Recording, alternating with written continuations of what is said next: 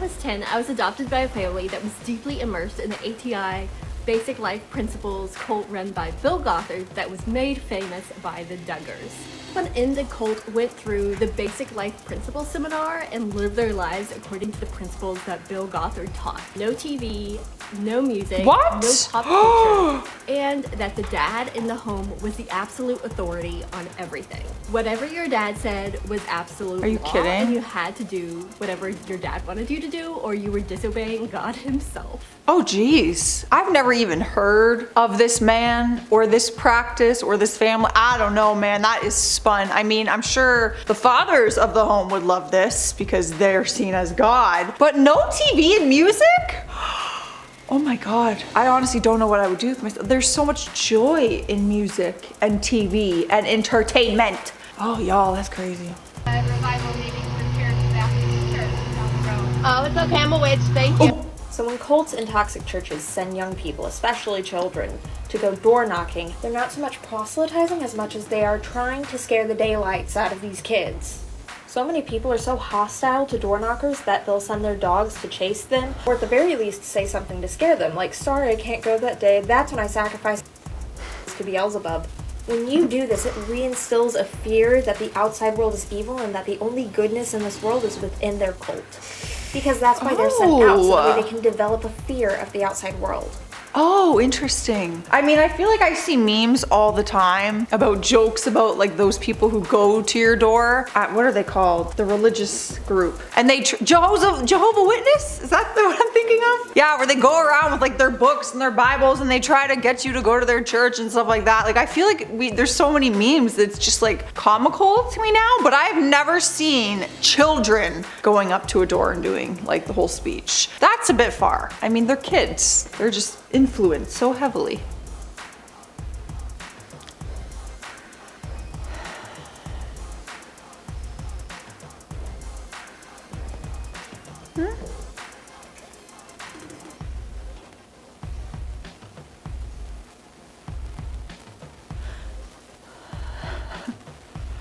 Oh no.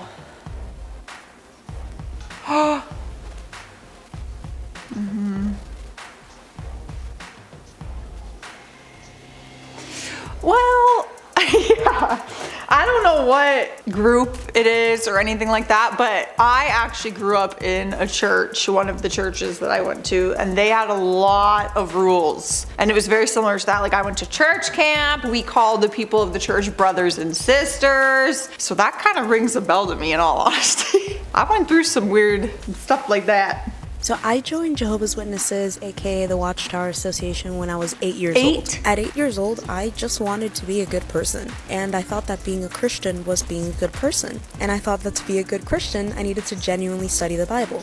Which is how they get you. No. Jehovah's Witnesses really do genuinely study the Bible intensely. They just interpret it in a weird way, and you're expected to not question anything. So while you're reading and studying the Bible, I slowly started having independent thoughts, and that created a lot of tension between me and the Kingdom Hall. Yeah. First of all, listen, because I grew up in that church on my mom's side, my parents were divorced, and I went to a Catholic school on my dad's side, very conflicted as a child, as you can tell. We had to study the Bible, we had to read the Bible, things like that. And I don't know how someone reads that and doesn't question anything. It is a very, very confusing read. So you honestly couldn't even pay me to just do that full time without questioning it, because I have a lot of questions that I need answers for. I can't even understand half the language in it. With everyone being cottagecore, I'm gonna say this one time. Don't join a cult. Okay. Don't do it. My grandma was cottagecore. Cottagecore? And she joined a cult. What's that? And she stayed there for 18 years and ruined my mother's life. So don't do that. By the way, if you want to look them up, we're Hold 'em in Mennonite. We wear little black caps. And they're evil. Oh. It's not cottagecore. It's evil. Cottagecore? And it's Mennonite? It's a Mennonite group? Honestly, I'm not trying to sound ignorant, but I'm about to sound ignorant. I don't even know what all of the different types of religions are, like Mormon, Mennonite. Like, is that the same thing? Jehovah Witness? Like, is that a different group? Like, I can't keep up with all of them. I spent 47 years in a cult. 47? You may know it by the name of Jehovah's Witnesses. Jeez. 3 months ago, I separated myself from that cult and was thereby shunned by its Give members. us the tea. I've lived in this area almost my whole life and know hundreds of people, and I no longer have access to any of them as a support group. The most difficult has been being distanced from my best friend since age 9 and my mother, who I no longer have contact with either. I've also left my marriage of 27 years as my soon-to-be ex-husband is still an active member and leader within the organization. Oh my gosh. 47 years of your life to this cult. And you, oh my God, and she left 3 months ago and has nothing. That'd be so scary, being like raised in a cult. You wouldn't know anything outside of it and then deciding to leave. You'd have nothing. Oh, and she lost her marriage. I mean, I don't think you want to be married to a leader of a cult, so you all good, sis?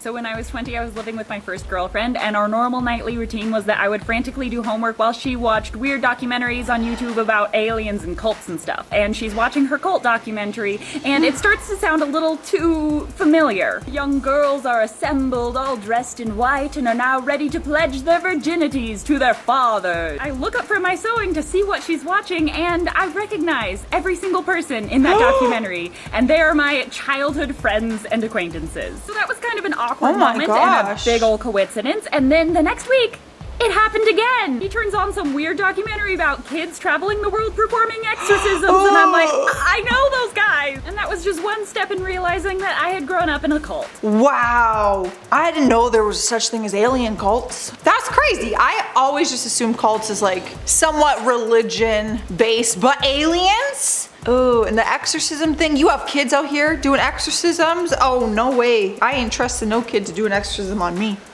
What clothing colors were acceptable in our fundamentalist homeschool doomsday cult? Basically it boiled down to if it's a color my mom liked, then she deemed it practical, then it was okay, and if it was a color my mom did not like or she deemed impractical, then we weren't allowed to wear it.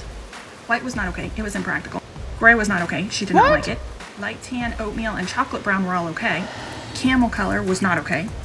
Burgundy was okay, but pink was iffy and red was just not normally seen. Yellow and orange were not okay. Guess what my favorite color is? I know, I was out for several years before I even figured out that yellow was my favorite color because I wasn't allowed to have it around and it didn't dawn on me that it was my favorite color. Oh my God, these rules just keep getting crazier. Why does the color of clothing matter in this cult? Like, I need to know why they don't like the color. What does an impractical color mean versus a non-practical color? They're colors. That don't even make sense. Once you're an adult Mormon who's been through the temple, these are the underwear you have to wear. Female and male. Oh! They do come in slightly different styles, but they cover the same amount of skin. So not only can you not wear tank tops or short shorts, you have to wear these under your clothes all the time. You're kidding. I lived in Utah most of my life, and it got really hot, but imagine having to live somewhere like Arizona and wearing this stuff under your clothes 24/7.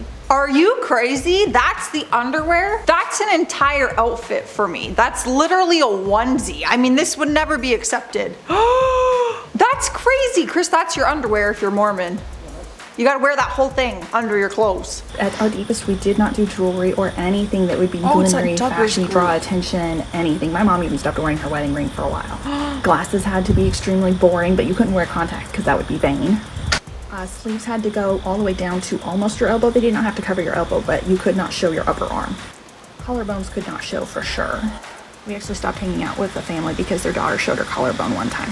Oh God. And shoes had to be of the white tennis shoes with white socks variety. Or possibly plain brown leather. But absolutely no heels. And definitely no piercings. And obviously no makeup. I got in trouble once for wearing cherry chapstick. I can't even, how do you guys memorize all these rules? I would break the rules on accident because I wouldn't be able to memorize all of them. Like that's, and for showing a collarbone, I would be burned alive in this outfit. So at Circle of Hope, the girls were not allowed to wear tampons. I have heard of Circle of Hope. That was because my mom said they would mess with them.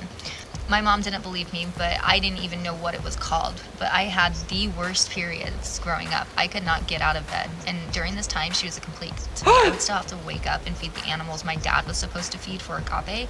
My brother and I would have to do this at 4:30 every morning. But when on my period, my mom was a complete...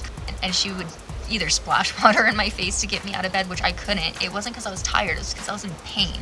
She never believed me. Oh my God. Oh my God. That is too far. I mean, that's literally like abuse. All right, y'all. Well, those are some cults. If you have any, or you were in them, or you know of any, let me know in the comments. I will see you in another video. Bye. Ah! My matcha. I unplugged my headphones.